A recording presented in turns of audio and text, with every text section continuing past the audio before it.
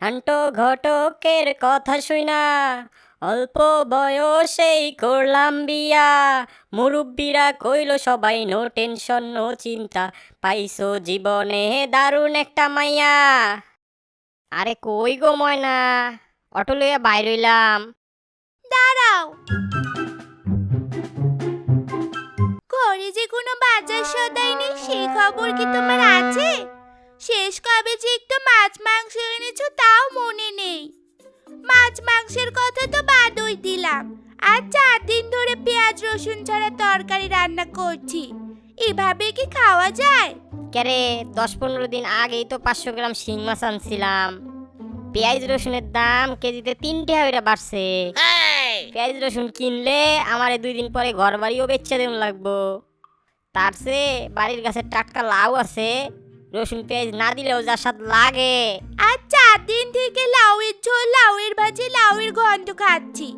এই বালের লাউয়ের থেকে গোবরের স্বাদও ভালো আছে। আজকে এই লাউ গাছ কেটে ফেলবো। সিসি ময়না, তুমি গোবরও খায়া দেখছো? এরম গোবর খাওয়া শিয়াল তো আমি জীবনেও দেখছি না। এসব বালের মস্করা আমার সাথে করতে এসো না, ঠ্যাং ভেঙে হাতে ধরিয়ে দিব বলে দিলাম। আমার কপালটাই খারাপ, আজ ওই বাপের বাড়ি চলে যাব। করবো না তোমার মতো কিপটা শিয়ালের সংসার। আরে ময়না, রাগ করতেছো কে রে? আমি তো একটু মজা করলাম। আর তোমারে লাউ খাওয়ান লাগতো না, বাহির বাড়িও যাওয়ান লাগতো না। আজ গাই আবার সময় বড় মাছ আনবাম নে। মনে থাকে যেন, আজ মাছ না আনলে বাপের বাড়ি চলে যাব। তারপর পচে মরলেও তোমাকে কেউ দেখতে আসবে না। জোর বাসা ইচ্ছা গেছি, আর একটু হইলে দজ্জাল বউয়েরা তো পিটনি খাওয়ান লাগলো হইলে।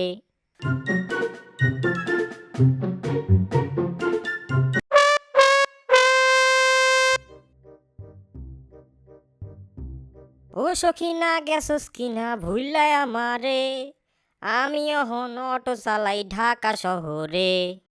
কই গো ময়না, কানে শুনো না কেরেবেন?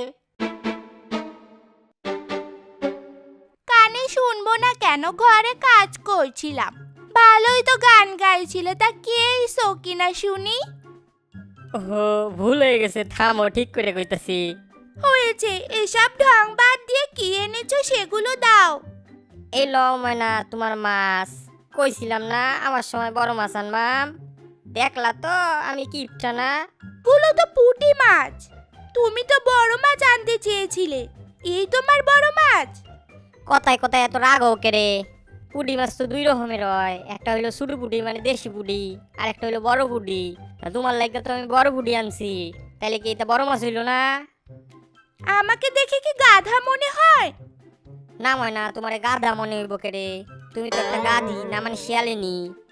বাজারে সব থেকে সস্তা মাছ খুঁজে কিনে এনেছো, তোমাকে আমি হাড়ে হাড়ে চিনি। এটা কথা বাদ দাও তো ময়না, যাও গিয়া পুডি মাছের ঝুল রন্ধ চাইন। খিদায় পেটটা সুসু করতেছে। আমি যাই গিয়া পুষ্কুনিতে কতটা ধুয়ে আই।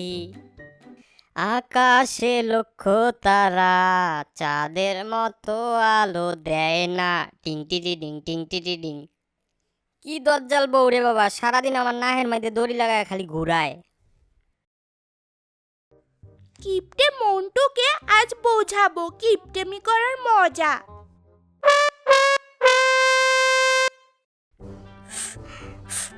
তরহারির মধ্যে এত ঝাল কেউ দেয়? আমার গলা মুখ একটা জ্বলিয়ে যাইতেছে গা। আমি কি করব, চাল তো ঠিকই আছে।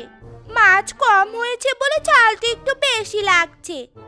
বড় মাছ দিয়ে রান্না করলে চালটা আর বেশি লাগতো না। বুঝছি সব, এইবার আমার উপরে প্রতিশোধ নিতেছ। আমার শিক্ষা হয়ে গেছে, আর ছোট মাছ আনতাম না। কাল হয় তোমার লাগে ইলিশ মাছ আনবাম, নয়া শাড়িও আনবাম। এসব বলে আমার মন গলানোর চেষ্টা করো না। আমার ভাগ্যটাই খারাপ। কেন যে তোমাকে বিয়ে করেছিলাম? তোমাকে বিয়ে না করে যদি পাশের গ্রামের কুদ্দুস শিয়ালকে বিয়ে করতাম, তাহলে এতদিন সুখেই থাকতাম। আজকে মাছ কেনার সময় দেখলাম তোমার কুদ্দুস শিয়াল রে রাস্তায় রাস্তায় ভিক্ষা করতেছে। আমিও একটা টিয়া ভিক্ষা দিছি। শুনলাম এই গ্রামে নাকি মুরগি চুরি করতে গিয়া ধরা খাইছিন। যে গ্রামের ব্যাক মানুষজন একলগে ধরে ইচ্ছা মতো পিটছে, একটা ঠ্যাংও ভাঙ্গা দিছে। তাও ভালো। ভালো, রোজ রোজ তো আর লাউ খেতে হতো না। তুমি শিয়াল নামের একটা কলঙ্ক। কলম কইলেও মুরগি ছুটতো আর না।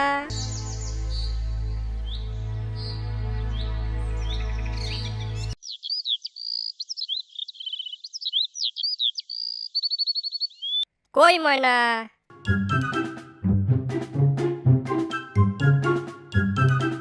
এই লও তোমার ইলিশ মাছ আর তোমার লাগে নতুন শাড়ি। ও মা, শাড়িটা তো বেশ সুন্দর। আর এত বড় ইলিশ মাছ, কতদিন ইলিশ মাছ খাই না। ভালো করে ইলিশ মাছটা রান্ধো, আমি একটু বাইরেতে ঘুরে আইতাছি। এই কিপটা মন্টু আজ শাড়িও আনলো, আবার ইলিশ মাছও আনলো। ব্যাপারটা তো হজম হচ্ছে না। কোথাও তো একটা ঘাপলা নিশ্চয়ই আছে। যাই হোক, মাছটা রেঁধে ফেলি।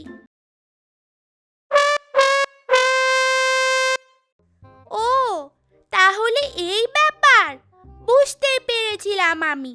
সস্তা শাড়ি এনেছে, এক ধোয়াতেই সব রং উঠে গেল। আজ তুই বাড়িতে আয় কিপটে মন্টু, অনেক হয়েছে, এসব আর সহ্য করা যাচ্ছে না। কই গো ময়না, ইলিশ মাছ রান্ধা হইল নি? এ কেমন শাড়ি এনেছো, এক ধোয়াতেই সব রং উঠে গেল। আসলে মনে হইছিন কি, মানে পালাও। কোথায় পালাচ্ছিস? দাঁড়া বলছি, আজ তোর একদিন কি আমার একদিন। ছাড়িয়ে দাও ময়না, ভুল হয়ে গেছে, আর করতাম না। তোর ভুলের খেতায় আগুন।